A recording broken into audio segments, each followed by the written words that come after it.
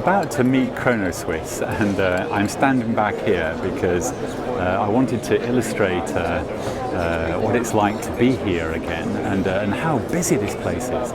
And one of the reasons I'm standing back here, but let me walk up to the entrance.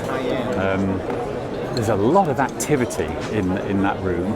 Anyway, I'm going to talk to someone right now.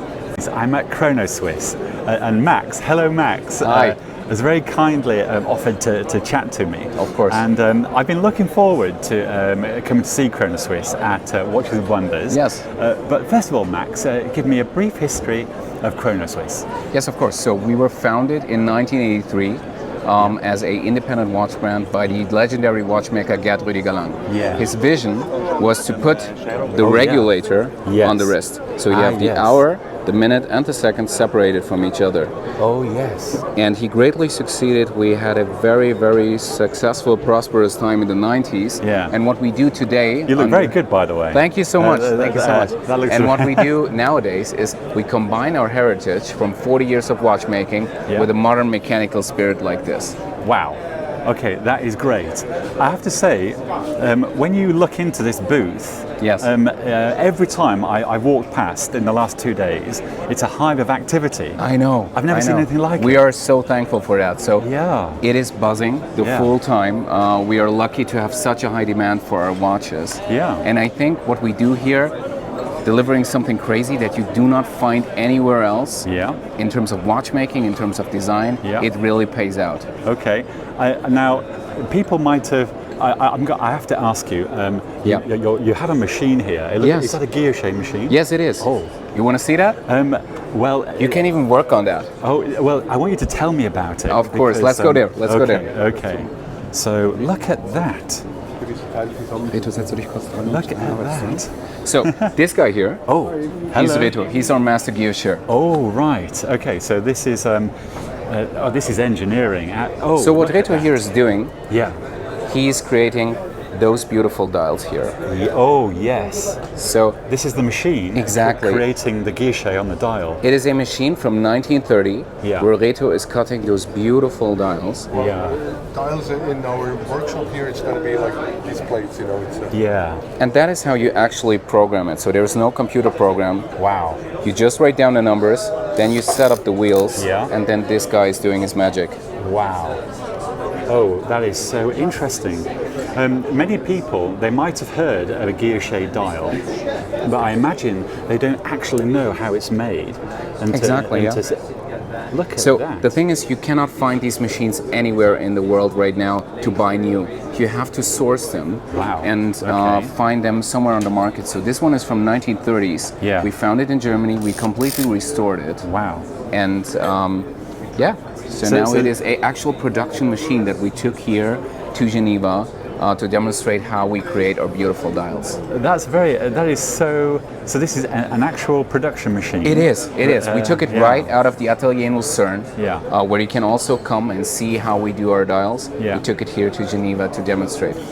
I love the passion, and thank you. This is great. I love the passion. Do you know, it's so interesting. I've got a feeling that people are going to love to see this, and it makes me think about Chronoswiss now. This is my introduction to Chronoswiss, and do you know, to see the guilloche being created on the dial, that is so. And look at that, and this is actually a production machine. It is. That is amazing. So the beautiful thing is, we can only do very, very few dials per day. That makes it so much more exclusive. So on a good day, Reto can do up to 3 dials. Right. I do have a little engineering background, so I understand the intricacy and the engineering artwork that's involved, and the engineering. I'm blown away really, because I know how difficult it is. You're metal removing, but you've got this analog programmed machine creating this lovely guilloche pattern. It's really delightful.